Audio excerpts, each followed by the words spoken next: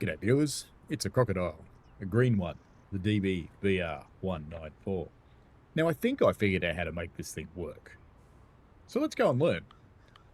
Off we go, let's climb into the cab as usual, get the door open and climb up the stairs as usual. The hotspots are in random places that are lots of fun. Alright, let's get some windows open, just because it's a nice fresh day. And we have to stand in the driving position. So just roll around till you find that. Right, first thing I want to do is get some independent brake on. Because we are going to roll away if I don't. So this one, interestingly, when you apply it, it goes to apply, put some air in, and then it goes back to the hold position. If you release, it just does exactly that, but you can also partially release, and you can release slowly and you can release quickly. So we'll just apply that back up again so we don't go anywhere, and leave it in hold. This is the train brake. It has several positions. First thing we want to do is unlock it, but we're not going to do anything else with the train brake just yet, because, in case you didn't notice, the pantographs aren't up. So we need to do that first. So you grab this lever here, turn that around to pantograph raise, and we can go and watch that happen. There you go, they bounced up and they're happy. They are released by air and they are on springs, so the springs keep them up. There. Now we want to reset the MCB, so you take this switch again and turn it to MCB set, and then back to pantograph raise and leave it there. So we now have power, as evidenced by the fact that we have 15 kV here on the voltmeter. Now, looking from left to right, this is the first important one. We've got line voltage.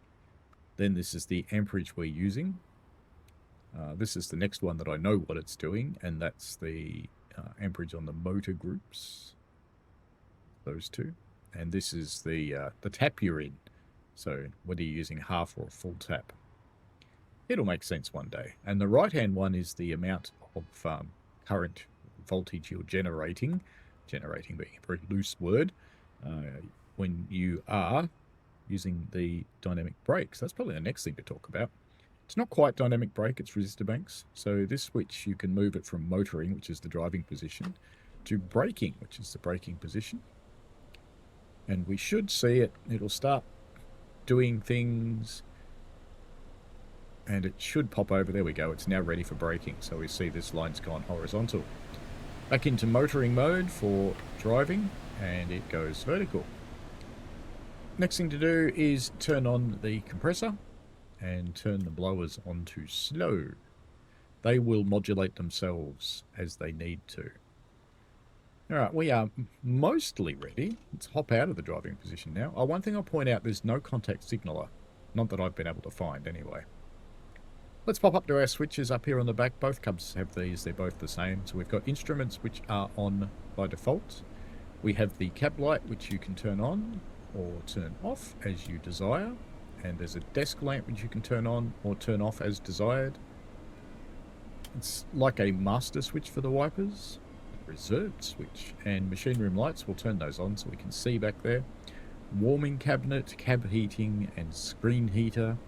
And we have signal lights, so we've got they're on currently, so you can have them on or off in whatever combination you want, but they are those switches there. Handbrake down here if you need it. Next thing we'll do and go and turn on some safety systems out the back. So let's open up the machine room door and head out here. It's very similar to the original Crocodile, but not quite. And we'll come down here. There's another switch down here which is interesting, but I can't figure out for the life of me if it actually does anything. Winter mode and summer mode. I can't tell the difference. But anyway, let's turn on, you play with it, let me know. Turn on Indussi, which is Indussi 50. It's even older than the other Crocodile. There's a test switch, which again, I don't actually know what that does. I played with it, doesn't seem to do much. And CIFA. Okay, let's go back up the front then. CIFA behaves as per normal. Right, now, next things. We should cover emergency power off in case you need to. Gook. Okay, it does trip the circuit breaker, but you notice it leaves the pantographs up. So for recovery from that is just a matter of putting the MCB back into the set position as long as you are power 0. If we go into forward on what it calls the master switch, which is interesting, you can just do that, but if you want to go into reverse, you actually have to push the button here. Whoops, that one. Push it down, and then you can go into reverse. If you don't do that, you can't get into reverse. Alright, we shall go into forwards, and we'll notice our Indusy indicators are lighting up here. And we have our traditional acknowledge, release, and override, which are the usual keys or controller combinations that you're used to from other locomotives. That's probably not that helpful for you, so it's page down, end, and del on the keyboard. And if you're on a controller, well, you probably just need to have a bit of a look at that and see what's what. I just realised I have misconfigured one of my Stream Decks, which is annoying. That's okay. This thing is a steering wheel. No, it's not. Fine. It's not a steering wheel then. It's the tap changer, so power up to apply power and back down to off to release it. You can do a quick off by pushing that button and it will stop powering, but you still have to bring it back to the power controller 0 position. I think we've talked about the locomotive brake already, so we'll leave that. Now this one, which I've unlocked it, has several positions. So there is overcharge and quick release, which pumps up the train brake. So as you're releasing, it's a good idea to do that. Then there is a neutral position, which is only used for locking the key. You'll notice that there's release or running. So it's overcharge, quick release, release or running. That's where you normally have the brake when you don't want to have any braking action. Neutral does nothing.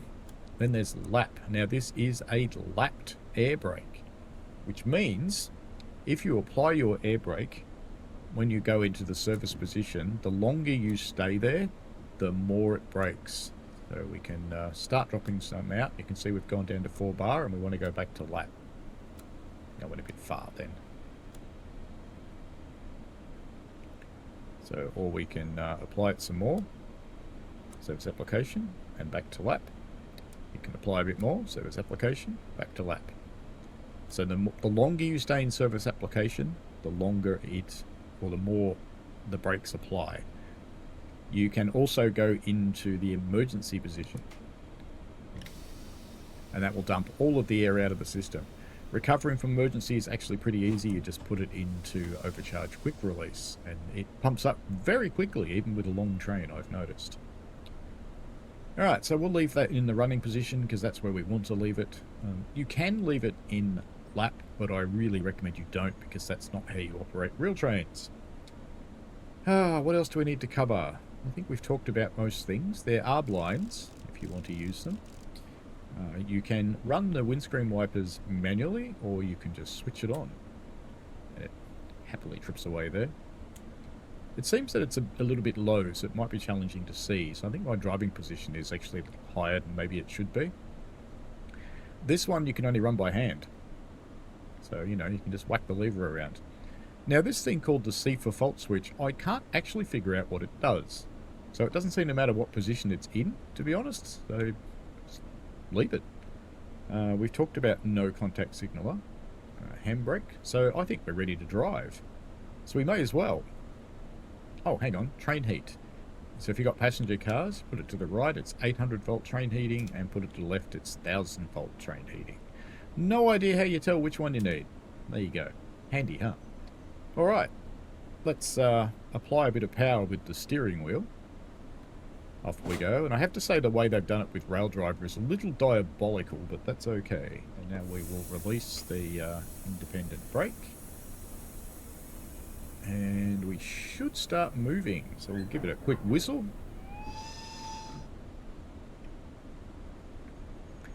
I don't think we have to acknowledge that one. PZB helper does not work with Indusy, so don't be expecting help. You're going to have to learn it yourself. Now I do have my rail driver, which is going to do annoying things with switches, because that's what rail drivers do. Alright, let's get some more power up, because this thing is as weak as piss, and we're going to be going up a hill shortly. If you stop on a hill, you're doomed, because it's very weak. It doesn't seem to be... Oops, come on, settle somewhere. There we go. Settle, settle. Right, there we go, it's settled. I did mention that the way they've done it with rail drive is a bit diabolical. That's CIFAR, so we just acknowledge CIFAR with the Q key, circle or B on your controllers.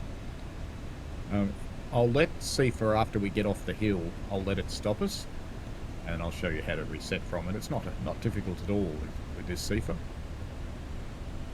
And similarly, I will ignore the first signal, as long as it's not on the hill, and show you how to reset from an Indussi as well.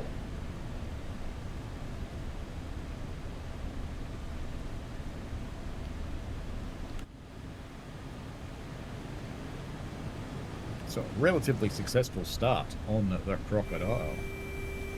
CIFAR again, but we're on a hill, so I'm not going to do it. No, we're still on a hill, so... Oh no, we're coming off the hill.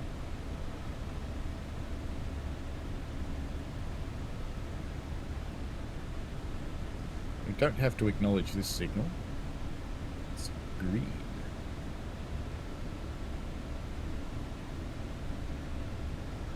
Now, thanks for stepping up my power, rail driver. Now, this signal here, we do have to acknowledge this one, but I'm going to ignore it. And we're going to let Indussi stop the train. Back, there it goes. I think I might have CIFAR and Indussi firing together, actually. But anyway, we'll just wait. So just let it come to a stop. Put your power wheel back to 0.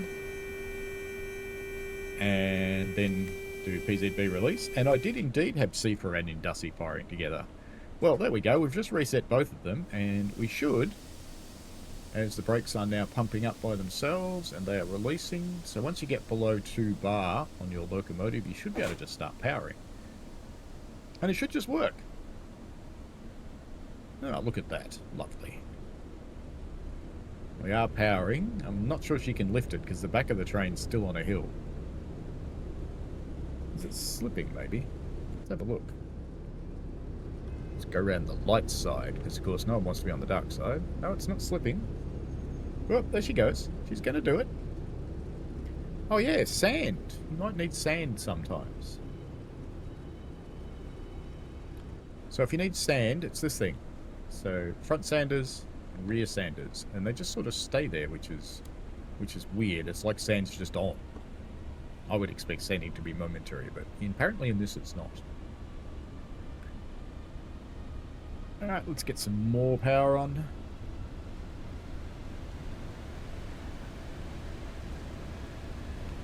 We're only allowed to do 40 kilometers an hour though, so we'll keep an eye on that. She's not a quick accelerator.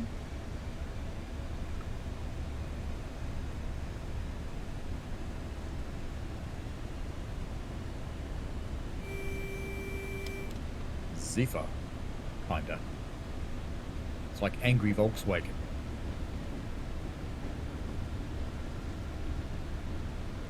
We are getting up to 40 now, so I'm going to start taking power off.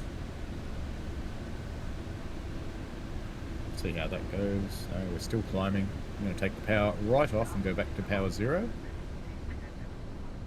Just roll. Now this next one has to be acknowledged, so I will with the Indussi acknowledge or PCB acknowledge, which is page down on your keyboard. CIFAR again. As we slide on through here. And I think that's everything I wanted to show you in here.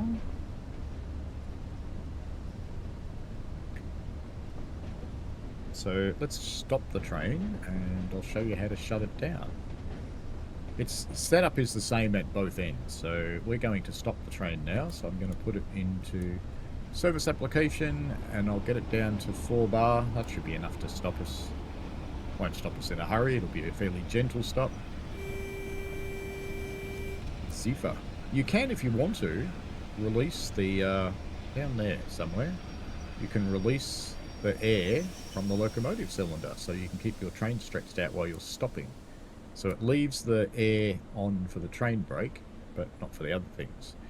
Alright, so let's put the independent brake on and we'll release the train brake and then put it into the neutral position and lock it.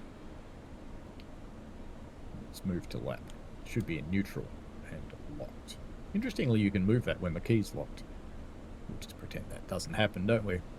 Alright, so we bring this back to the neutral position and we can turn off our blowers, turn off our compressor, and we bring this lever back this way to MCB trip. That cuts off the power. You can see on meters that should have dropped, although I can still see we've got 15 kV on there.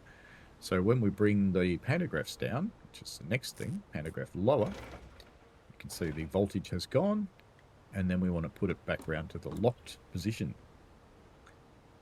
That's about it for shutting down this end. Oh yeah, signal lights. Turn those off. I'll probably flick back on because the rail driver wants to turn them on. That's about it for shutting it down. So if you want to go up the other end, we're on a flat. We are on a flat, so I'll just release the independent brake because it will hold us if I don't. We go up the other end. All right. So let's go up here and do our change ends. This is actually the first time I've done this, so I hope it works. Alright, let's get some windows open here as well, of course. Something just moved into an interesting position, but that's okay. So, let's do the same thing we did at the other end. We want to bring the pantographs up. Set the MCB, and put that back to... Come on. Put that back to pantograph raise. Compressor.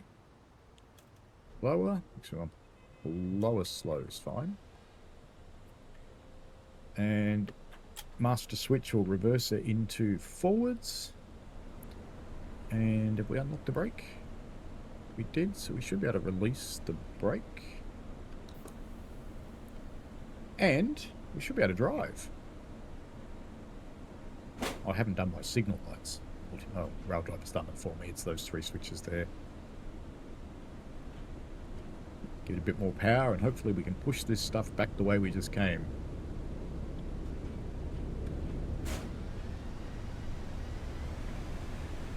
That sounds like Slippy Wheels, doesn't it? It is Slippy Wheels, look at that. Oh, let's give it some sand. Is that helping? No.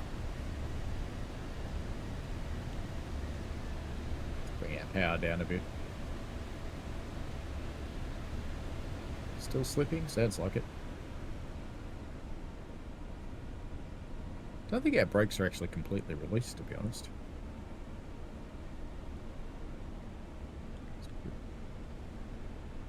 Oh, I locked it. Silly. Alright, now they're released. I must have locked it instead of unlocking it. Alright, now we should be able to move, I think. We don't go into Slippy again. Well, it's working, but we are slipping. Oh, look at all those lovely sparks. Well, I like that. Anyway, there you go. That's all there is for changing ends. So we'll just bring the power off again. Oh, yes, the braking system. Braking system, that's right. So you put this thing into braking and wait for this to go horizontal. And then you can use the tap changer to slow you down.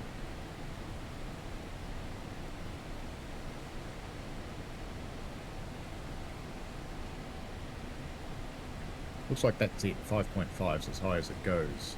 It's braking. I don't see it actually making any amps on the Bremstrom there. So, don't quite know about that, but we'd better stop this thing. So let's do a service application, get us down to 4 bars. It's a nice heavy one. And then lap. Well, there you go.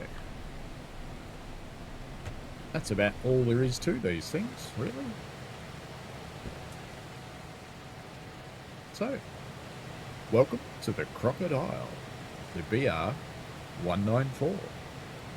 Enjoy the green monsterness of the crocodile. Alrighty, if you got any questions, chuck them down below. I've possibly missed some stuff there because it's a bit new to me, so don't shoot me. But let's see how we go. Alrighty, have fun, folks. See you later. Bye.